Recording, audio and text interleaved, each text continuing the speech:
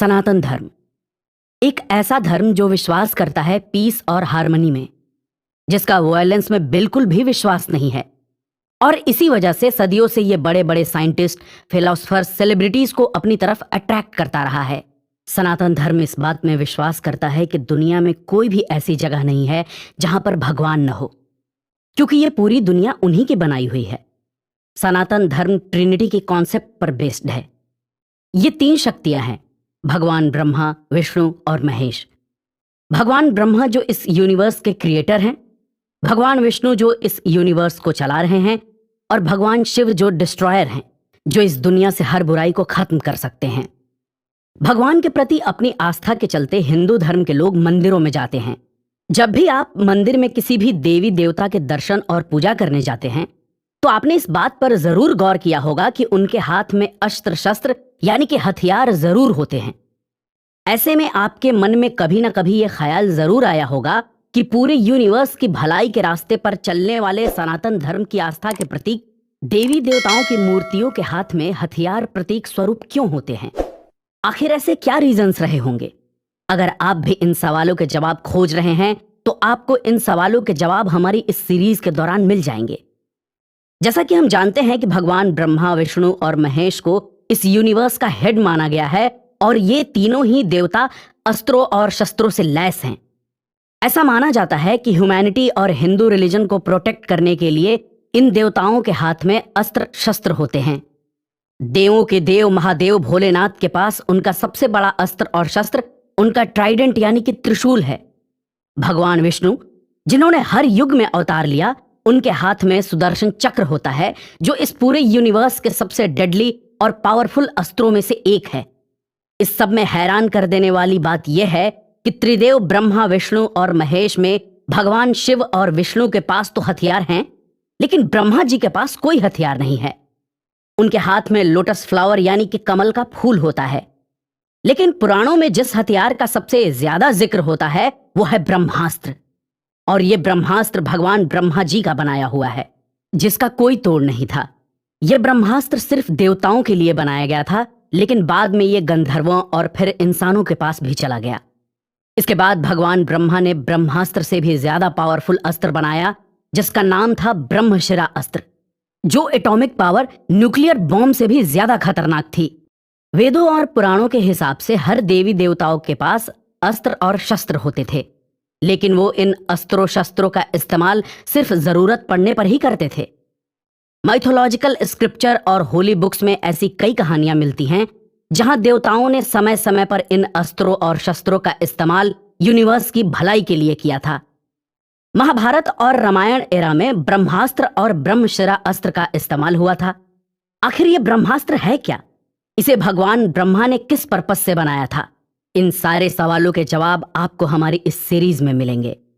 Mythological era में ब्रह्मास्त्र के साथ साथ ऐसे कई खतरनाक अस्त्र शस्त्र थे जो बहुत ज्यादा डेंजरस थे, जिनमें नारायण अस्त्र, पर्जन्य अस्त्र, पशुपतास्त्र, अग्न्यास्त्र, गरुड़ास्त्र जैसे कई डेंजरस अस्त्र शामिल थे। इनमें जिस तरह की टेक्नोलॉजी का यूज किया गया था वो आज बड़े बड़े साइंटिस्ट का भी दिमाग चकरा देती हैं। हमारी इस सीरीज में हम आपको इसी पौराणिक एटॉमिक पावर से रूबरू कराएंगे। हिंदुइज्म और इंडियन माइथोलॉजी इतनी डीप है कि इसके बारे में सब कुछ पता लगा पाना नामुमकिन है। हिंदुइज्म की ग्लोरियस हिस्ट्री कई मिस्ट्रीज से भरी पड़ी हैं। हिंदू माइथोलॉजी के कई स्क्रिप्चर और 4 वेदों में अस्त्र और शस्त्र का डिस्क्रिप्शन मिलता है। हिंदू धर्म में अस्त्र सुपरनैचुरल वेपन है, जो कि स्पिरिचुअल और अकल्ट पावर यानी गुप्त शक्ति से चलते थे। इन्हें चलाने के लिए मंत्रों की पावर की जरूरत पड़ती थी। अस्त्रों और शस्त्रों का सबसे ज्यादा जिक्र रामायण और महाभारत के टाइम में मिलता है, क्योंकि रामायण और महाभारत में माइथोलॉजिकल हिस्ट्री के 2 ग्रेट बैटल्स हुए थे, जिसमें सबसे बड़े बड़े वॉरियर्स के बीच में जंग छिड़ी थी। रामायण में भगवान विष्णु के अवतार श्री राम और राक्षस राज रावण आमने सामने थे। लंका, जिसे आज हम श्रीलंका के नाम से जानते हैं, में भगवान राम और रावण के बीच करीब 33 दिनों तक युद्ध चला था, जिसमें दोनों तरफ से एक से बढ़कर एक अस्त्रों और शस्त्रों का इस्तेमाल हुआ था। भारत के इतिहास में अब तक के सबसे भयंकर महाभारत के युद्ध की अगर बात करें तो इसमें एक ही परिवार के फैमिली मेंबर कौरव और पांडव आमने सामने थे। महाभारत का ये युद्ध 18 दिनों तक चला था, जिसमें दोनों तरफ से ऐसे ऐसे अस्त्रों और शस्त्रों का इस्तेमाल हुआ था जिसने सब कुछ बर्बाद कर दिया था। पांडवों की तरफ से खुद भगवान विष्णु के अवतार श्री कृष्ण इस बैटल को लीड कर रहे थे। हालांकि भगवान कृष्ण ने खुद महाभारत के युद्ध में हथियार नहीं उठाए थे, लेकिन वो पांडवों के साथ हर पल खड़े थे। अर्जुन का सारथी बनकर वो इस बैटल पर पूरी नजर रखे हुए थे। महाभारत के युद्ध में एक तरफ कौरवों के पास भगवान कृष्ण की नारायणी सेना थी, तो दूसरी तरफ पांडवों के पास खुद भगवान कृष्ण। लेकिन जब पांडवों और कौरवों के बीच ये महायुद्ध खत्म हुआ तो आखिर में कुछ भी नहीं बचा था। पूरी कौरव और पांडव सेना खत्म हो चुकी थी। कहा जाता है कि दोनों तरफ से इस युद्ध में 82,67,000 से भी ज्यादा लोगों ने हिस्सा लिया था। लेकिन युद्ध के आखिर में कौरवों की तरफ से सिर्फ 3 और पांडवों की तरफ से 15 लोग बचे थे। यानी कि कुल मिलाकर सिर्फ 18 लोग ही इस बैटल में जिंदा बचे थे। इन अस्त्रों और शस्त्रों की ताकत का अंदाजा इसी से लगा सकते हैं कि महज 18 दिन में 82 लाख से ज्यादा लोगों ने अपनी जान गंवा दी थी। रामायण और महाभारत के बैटल में बड़े बड़े वॉरियर्स के पास एक से बढ़कर एक अस्त्र थे, तो उनकी सेना के पास हाईटेक शस्त्र थे। ये वॉरियर्स डेंजरस वेपन्स से लैस थे। उनके पास ऐसे ऐसे अस्त्र और शस्त्र थे जो आज की न्यूक्लियर, हाइड्रोजन और थर्मो पावर बम से भी ज्यादा पावरफुल थे। अस्त्र और शस्त्र ये दोनों नाम एक साथ लिए जाते हैं, लेकिन दोस्तों इन दोनों में बहुत अंतर है। कुछ लोग अस्त्र और शस्त्र को एक ही समझते हैं, लेकिन ऐसा बिल्कुल नहीं है। अस्त्र वो होते हैं जो देवताओं की शक्ति से बनाए जाते थे, जिनमें उन देवताओं की सारी एनर्जी और पावर कंटेंट होती थी। एक तरीके से ये अस्त्र उन देवताओं के फ्रैक्शन होते थे, जिसमें इनकी पूरी एनर्जी को किसी हथियार में डालकर उसे अस्त्र का रूप दिया जाता था। एंशिएंट टाइम में गुरु अपने शिष्यों को इन मंत्रों की नॉलेज देते थे। इन मंत्रों में इतनी पावर होती थी जिससे कि किसी भी देवता के अस्त्र को बुलाया जा सकता था, जिनमें सुपरनैचुरल पावर्स होती थी।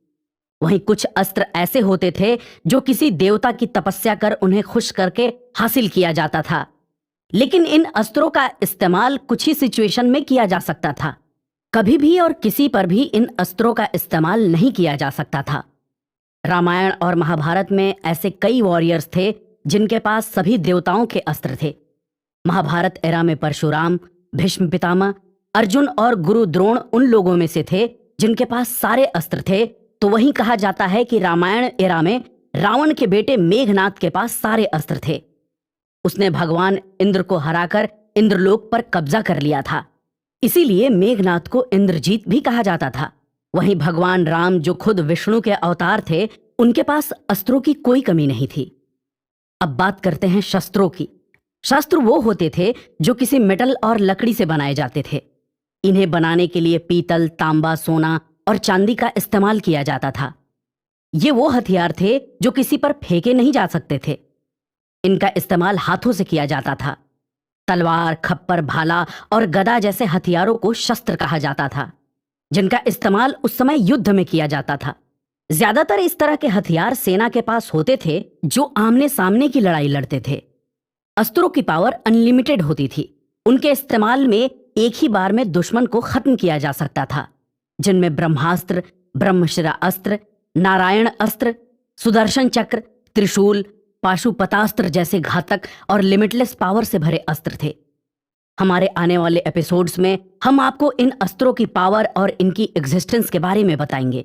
साथ ही ये भी बताएंगे कि आखिर देवताओं को इन सुपरनैचुरल पावर से भरे हथियारों की जरूरत क्यों पड़ी। आखिर क्यों इस संसार के क्रिएटर और जगत पिता ब्रह्मा ने ब्रह्मास्त्र और ब्रह्मशिरास्त्र जैसे हथियारों को बनाया।